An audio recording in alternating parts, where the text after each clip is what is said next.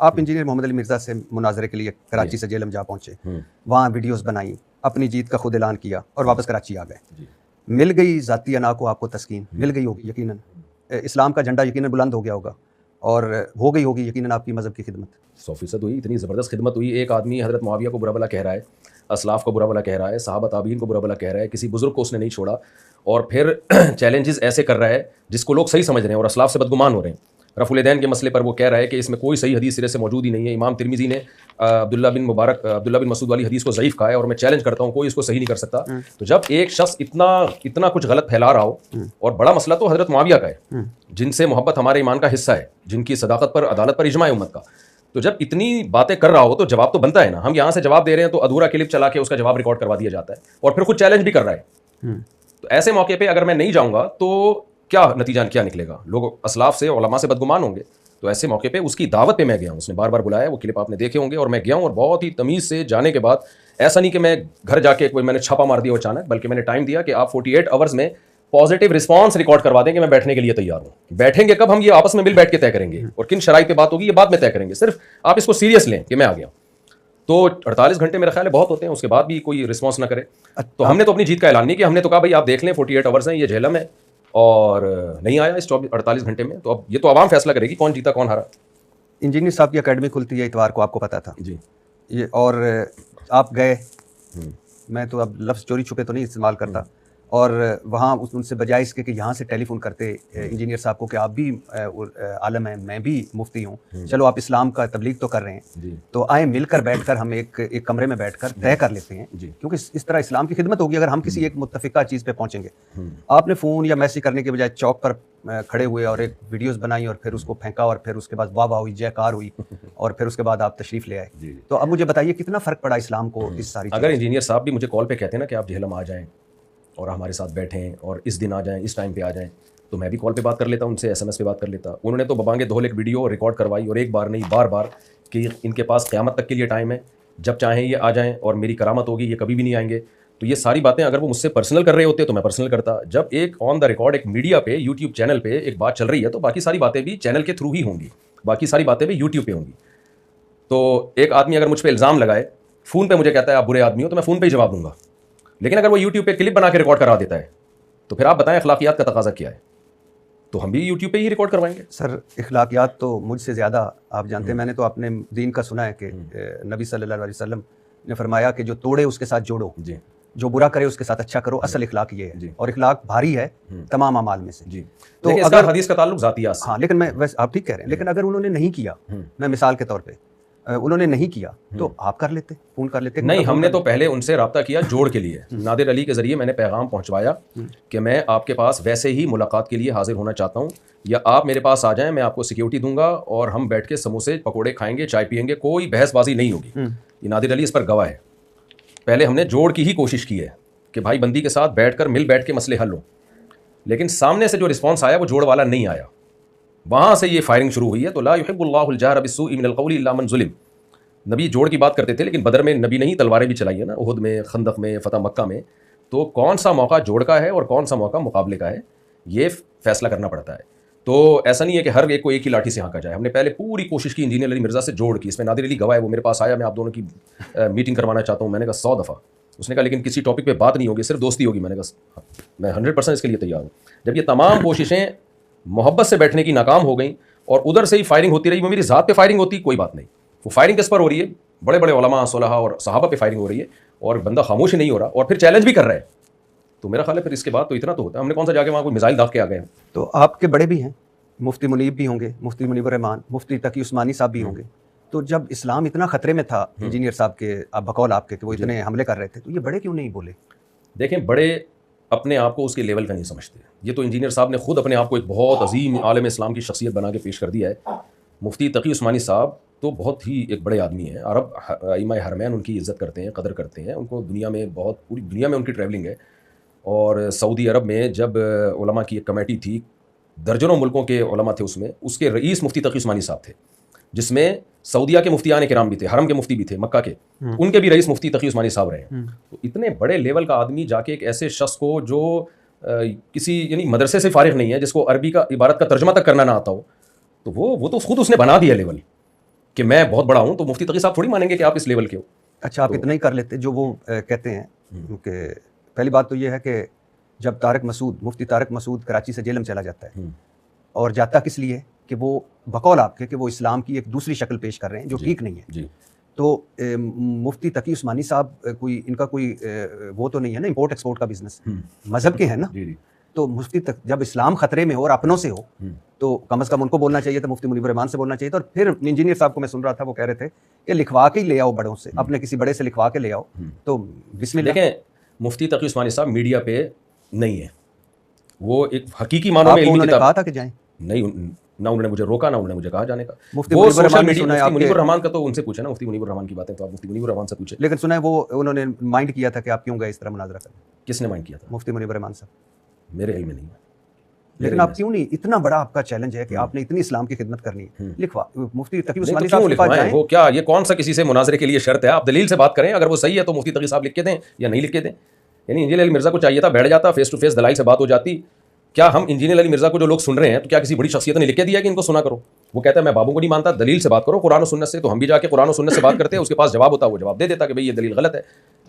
تو دنیا کے سامنے آ جاتا ہے یہ دلیل کس کی دلیل صحیح ہے کس کی دلیل غلط ہے. یہ جو شرط ہے کہ مفتی تقی صاحب, اگر وہ آج کہہ دے کہ نہیں مفتی تقی صاحب بھی نہیں, عالم اسلام کے جو سب سے مایہ ناز امام حرم ہے شیخ شریم سے لکھوا کے لاؤ, میں پھر بیٹھوں گا. تو کیا میں پاگل تھا میں شیخ شریم سے لکھوانے چلا جاتا؟ تو اگلا جو یہ مطالبے کر رہا ہے کہ مفتی تقی صاحب لکھ کے دیں گے تو میں بیٹھوں گا, اس مطالبے کی لاجک کیا ہے؟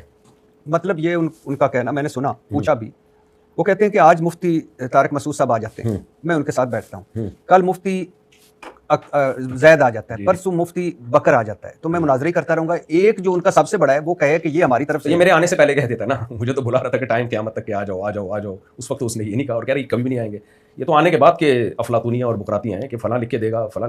اور میں یہ آپ کو لکھ کے دے دوں کہ مفتی تقی صاحب بھی لکھ کے دے دینا بالفرض, تو یہ کہے گا امام حرم سے لکھوا کے لو. آپ یہ کر دیں گے؟ ایک نہیں میں یہ کام نہیں کروں گا. مفتی تقی صاحب کا میں ٹائم فالتو چیزوں میں ویسٹ نہیں کرنا چاہتا. آپ کے پاس اتنا ٹائم ہے کہ ویسٹ ہو جائے؟ کیا مطلب کہ آپ بھائی مفتی تقی صاحب بہت بڑے آدمی ہیں. ایک چیز ایک آدمی کے لیے ٹائم ویسٹنگ نہیں ہوتی, دوسرے کے لیے وہ ٹائم ویسٹنگ ہوتی ہے. ہر شخص کا ایک لیول ہوتا ہے نا. ایک آدمی جو سرجن ہے جو بڑے بڑے آپریشن کرتا ہے, آپ اس کو نزلہ زکام کی آپ دوا لے رہے ہو تو یہ اس کے لیے ٹائم ویسٹنگ ہے. لیکن ایک جنرل فزیشین سے آپ پیناڈول لیتے ہو, اس کے لیے ٹائم ویسٹنگ نہیں ہے اس کے لیے. آپ بھی ویسے اعلیٰ اخلاق کا آپ نے بھی دکھائے, جیلم والی سرکار, شف والی سرکار سے بڑی سرکار. لیکن انجینئر محمد علی مرزا کہتے ہیں کہ مولانا طارق مسعود دیوبندیوں کے فرنٹ مین ہیں, دیوبندیوں کے گول کیپر ہیں, شیطان کے ہتھے چڑھ گئے ہیں, غلط عقیدے والے انسان ہیں, اور مرنے کے بعد اللہ کے پاس نہیں اپنے بزرگان کے پاس جانے والے انسان ہیں. اور یہ وہ جنہوں نے اپنے نہیں بلکہ لوگوں کے بھی عقیدے خراب کر دیے. اچھا یعنی ہم اللہ کے بجائے اپنے بزرگوں کے پاس جائیں گے تو بزرگ کہاں جائیں گے؟ یعنی کوئی اور ڈفرینٹ جگہ ہوگی شاید. وہ بھی تو جنت میں کون جائے گا انجینئر سے؟ بس یہ مجھے ایک لسٹ لکھوا لیں, 4-6 آدمی بتا دے جو جنت میں جائیں گے. اگر آپ اجازت دیں تو میں چٹکلا سنا دوں تھوڑا سا. ظاہر ہے آپ نے کافی ٹائم ہو گیا سنجیدہ. ایک آدمی کو خواب آیا, جو انجینئر علی مرزا کی جو دعوت چل رہی ہے نا, اس سے جو میسج مل رہا ہے کہ کتنے آدمی جنت میں جائیں گے, اس پہ ہے یہ چٹکلا. وہ ایک آدمی نے خواب میں دیکھا کہ جنت میں دال چاول کھلائے جا رہے ہیں. اس نے فرشتوں سے بولا یہ کیا ہے؟ فرشتوں نے بولا 4 آدمیوں کے لیے دیکھ پکائیں کیا. انجینئر علی مرزا نے جو اسلام پیش کیا ہے نا, 4-6 آدمیوں کے علاوہ کو بچتا نہیں ہے جو جنت میں جائے گا. تو ہمارا تو ایک سلسلہ ہے صدیوں سے چلا آ رہا ہے. تو ہماری تو دعائیں ہیں کہ ہم اللہ ہمیں بزرگوں کے ساتھ اٹھائے, اور ادخلنی برحمتک فی عبادک الصالحین, پیغمبروں کی دعائیں ہیں, اللہ ہمیں اپنے نیک بندوں میں شامل کر لے. اس سے پتہ چلتا ہے نیک بندے ہول سیل کے حساب سے رہیں گے. اللہم اہدنا فیمن ہدیت, حدیث میں دعا سکھائی ہے, اے اللہ تیرے جو ہدایت یافتہ لوگ ہیں نا, ہجوم ہے ان کا, مجھے بھی ان کا ایک ادنا سا فرد بنا لے. تو ہول سیل کے حساب سے اللہ والے بزرگ رہیں گے. مارکیٹ سے اتنی جلدی شارٹ, جب بزرگ شارٹ ہو جائیں گے نا تو قیامت آ جائے گی. تو اور باقی جو انہوں نے الزام لگایا کہ عقیدے خراب کر رہے ہیں, تو کوئی عقیدہ بتائیں کون سا عقیدہ ہے جو ہم. میں ابھی اس پہ آتا ہوں. ضرور میں اس پہ آتا ہوں. اچھا وہ بورے ویسے کہاں ہیں جو آپ لے کے گئے تھے؟ وہ بورے بھر کے, دیکھیں جب بھی کوئی کہیں بورا لے کے جاتا ہے نا, واپس آ کے اس بورے کو خالی کر کے چیزوں کو اپنی جگہ رکھ دیتا ہے. تو یہ ساری کتابیں آپ دیکھ رہے ہیں, ہاں یہ بورے سے نکلی ہوئی کتابیں ہیں جو ہم نے الماری میں دوبارہ فٹ کر دی ہیں. اب یہ نہیں ہو سکتا کہ میں جہلم میں گیا ہوں, وہ نہیں آیا ہوں کتابیں کے بورے لے کے اور میں بورے سنبھال کے رکھوں آثار قدیمہ کے لیے, ایسا کہیں بھی نہیں ہوتا. اچھا واپس عقیدے پہ آنے سے پہلے صرف مجھے یہ بتا دیجیے کہ آپ کو بنیادی اختلاف کیا ہے انجینئر محمد علی مرزا صاحب سے؟ انجینئر علی مرزا سے اختلاف یہ ہے, پراپر عالم نہیں ہے اور مسٹیک علمی بہت زیادہ کرتے ہیں. وہ تھوڑی نہیں, کوئی ایک غلطی ہوتی نا تو انسان کہتا ہے غلطی ہر انسان سے ہوتی ہے. قرآن مجید غلط پڑھنا, خلا کے مسئلے میں قرآن کی آیت کا ترجمہ غلط. مولانا عمران صفدر صاحب ہیں کہ یوٹیوب پہ آپ سرچ کیجیے گا, ان کا کام یہی ہے انجینئر کی غلطیاں نکال کے ویڈیو بنانا. اتنی زیادہ ان کی آپ کلپ ملیں گے نا آپ کو, آپ حیران ہو جائیں گے کہ یار یہ بندہ کوئی کبھی تو کچھ ٹھیک بات کر لے نا.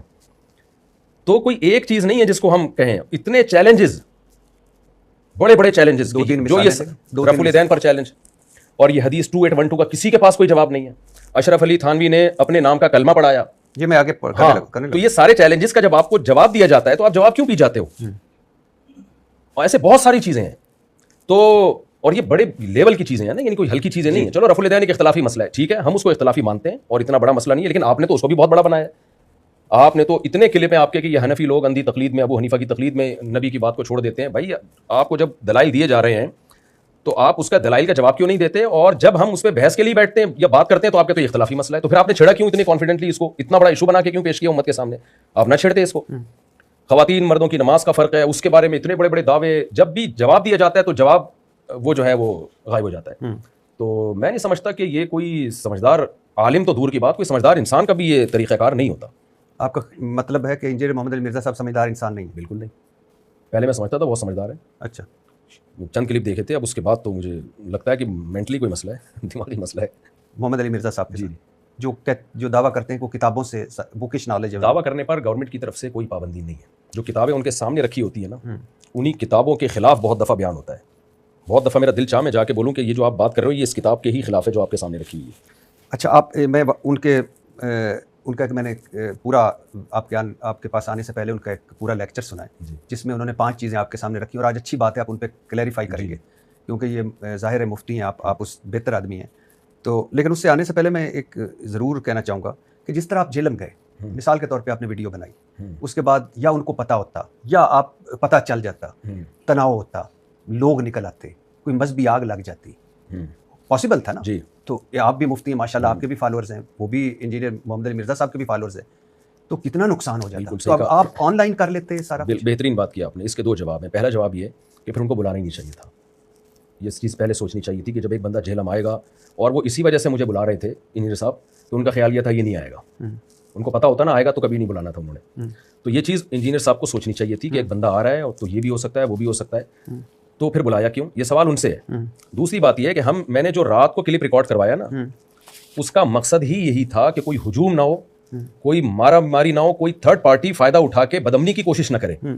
میں صرف یہ ثابت کر دوں کہ میں آپ سے بات چیت میں سیریس ہوں. اس کے لیے میرا جہلم جانا ضروری تھا کہ بھائی میں اب آ گیا ہوں میں. تو ہم نے یہ فیصلہ مشورے کے بعد کیا تھا کہ کوئی کنٹروورسی نہ پھیلے، کوئی تھرڈ پارٹی فائدہ نہ اٹھائے، مجھے مار دیا یا اس کو مار دیا تو ایک دوسرے سے لڑتے رہیں گے ساری زندگی. تو ہم یوٹیوب پہ ایک نمبر دے دیتے ہیں، اس نمبر پہ انجینئر صاحب رابطہ کریں اور ہم طے کر لیتے ہیں فلاں جگہ ہم بیٹھیں گے اور یہ ہم بات چیت طے کریں گے کہ کس دن ہماری ڈیبیٹ ہوگی، لوکیشن کیا ہوگی، کن ٹاپکس پہ بات ہوگی اور کتنی دیر کون کون بات کرے گا. تو اس سے زیادہ میرا خیال ہے کوئی سوٹیبل طریقہ ہو نہیں سکتا شرافت کے ساتھ بات کرنے کا. اس کے علاوہ جتنے طریقے ہیں وہ شر اور آفت والے ہو سکتے ہیں، لیکن اس سے زیادہ بہتر کوئی طریقہ نہیں ہو سکتا کہ لڑائی نہ ہو اور بات چیت ہو. تو میں چونکہ بات چیت کرنے میں مخلص تھا اس لیے میں نے یہ طریقہ اختیار کیا. اگر میں بات چیت کرنے میں مخلص نہ ہوتا نا، میں وہاں جا کے اعلان شروع کر دیتا جہلم کے چوک پہ کھڑے ہو کر، نکل بھائی تو باہر. پھر جو ہونا تھا پڈے بازی ہوتی ہے. ہاں ڈیفینیٹلی جی. تو یہ نہیں کیا نا ہم نے، اسی وجہ سے نہیں کیا. تو جب یہ ویڈیوز آپ کے سامنے آئیں تو آپ کے جو بڑے علماء ہیں ان میں سے کسی نے آپ کو کوئی سراہا ہو یا کوئی تعریف کی ہو یا کہا ایسا نہ کیا کریں؟ نہیں، کسی نے نہیں کہا. کوئی رد عمل؟ ایسی دعائیں ہوئی ہیں. تو حرم میں لوگوں کے فون آئے کہ ہم حرم میں دعائیں کر رہے ہیں آپ کے لیے، آپ نے ماشاءاللہ ایسا کام کیا، دلوں کو جیت لیا ہمارے. اور میں تو مزاج میں یعنی تھوڑا سا سب کو پتا ہے، تھوڑا سا ان چیزوں شہرت ورت سے بچتا ہوں. اگر میں بائی روڈ آتا نا جہلم سے 48 گھنٹے کے بعد، BCO مدارس ہار پھول لے کے میرے استقبال کے لیے کھڑے ہوئے تھے. کراچی ایئرپورٹ پہ یہ خبریں تھیں کہ جی ہم مفتی صاحب کو ایسے اٹھا کے لائیں گے کندھوں پہ. میں نے کہا نہیں بھائی. اس لیے میں بغیر بتائے چپکے سے آیا اور پتلی گلی سے اپنے گھر میں داخل ہو گیا. ان سب کو پتا ہے، کسی کو پتہ بھی نہیں چلنے دیا کیونکہ ہمیں یہ پروٹوکول نہیں چاہیے. یہ کام لینا تھا، اللہ نے لے لیا. تو یہ جو الزام لگایا جاتا ہے نا مفتی صاحب نے شہرت کے لیے کیا اور یہ کیا، تو بھائی میرے تو بہت لوگ تھے. ہاں صرف ایک بات ہوئی ہے کہ وہاں اہل حدیث حضرات کا مدرسہ تھا قریب میں، تو انہوں نے مجھے بہت اصرار کیا کہ آپ آئیں ایک دفعہ بیان کریں ہمارے یہاں. کسی بڑے نے رابطہ کیا تو وہ مجبوراً میں چلا گیا، تو وہ ہار پھول لے کے کھڑے ہوئے تھے، انہوں نے ڈال دیا، وہ بھی میری پرمیشن کے بغیر. تو اس سے زیادہ کچھ بھی نہیں ہوا.